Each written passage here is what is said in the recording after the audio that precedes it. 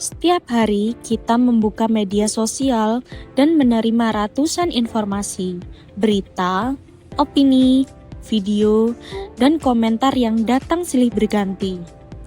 Masalahnya, tidak semua informasi itu benar, utuh, atau layak dipercaya.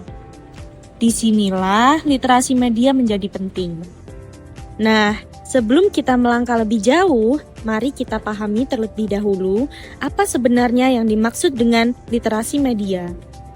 Literasi media adalah kemampuan untuk mengakses, memahami, menganalisis, mengevaluasi, dan menggunakan informasi media secara kritis dan bertanggung jawab. Artinya, literasi media bukan hanya soal bisa membaca berita atau menonton video, tetapi soal bagaimana kita berpikir terhadap informasi yang kita terima. Di media sosial, batas antara fakta, opini, hiburan, dan persuasi seringkali kabur. Karena itu, tanpa literasi media, kita mudah percaya, mudah terpengaruh, dan mudah menyebarkan informasi yang belum tentu benar. Untuk memahami pentingnya sikap kritis, kita perlu memahami bagaimana informasi bekerja di media sosial. Pertama, informasi sering disajikan secara singkat dan terpotong. Banyak konten hanya menampilkan judul sensasionalnya saja, potongan video, atau cuplikan pernyataan tanpa penjelasan yang utuh. Akibatnya, konteks peristiwa sering hilang. Kedua, kecepatan lebih diutamakan daripada ketepatan. Siapa yang paling cepat mengunggah, dialah yang paling dulu viral, bukan yang paling akurat. Ketiga, konten sangat bergantung pada emosi. Informasi yang memicu kemarahan, ketakutan, atau simpati berlebihan cenderung lebih cepat menyebar. Keempat, tidak semua informasi atau peristiwa ditampilkan. Media sosial menyeleksi realitas, yang muncul adalah dramatis dan menarik perhatian, bukan yang paling penting. Pentingnya literasi media tidak bisa dilepaskan dari derasnya informasi yang kita hadapi setiap harinya. Namun, di balik banyaknya informasi tersebut, terselip satu masalah besar yang sering kita tidak sadari, yaitu disinformasi. Disinformasi adalah informasi salah atau menyesatkan yang disebarkan secara sengaja. Namun, banyak disinformasi tidak selalu berbentuk kebohongan total. Seringkali disinformasi bekerja dengan cara menghilangkan konteks, memilih sebagian fakta saja, atau menyederhanakan isu kompleks secara berlebihan.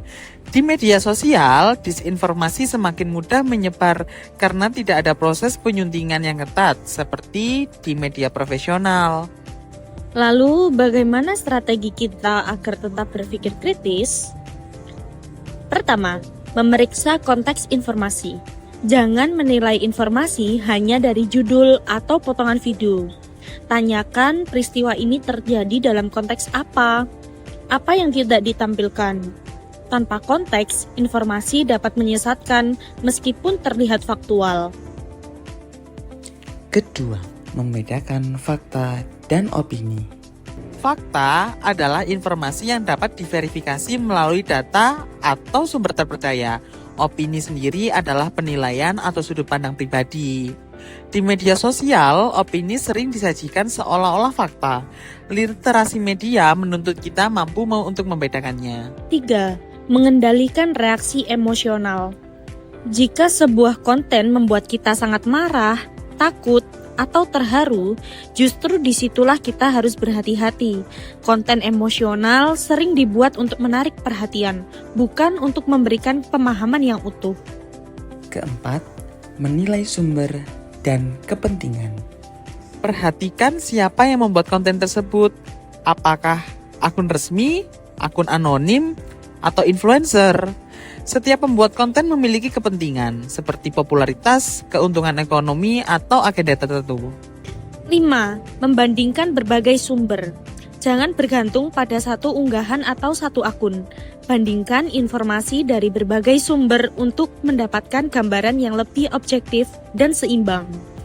Isu kompleks tidak bisa dipahami dari satu sudut pandang saja.